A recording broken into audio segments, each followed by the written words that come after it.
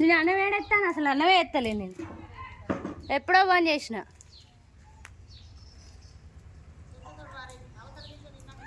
అక్కడనే పడేస్తానుగా, అక్కడ తీసుకొచ్చి ఆడ పడేస్తాను. ఇక్కడ బండ తీసేసినట్టున్నారుగా.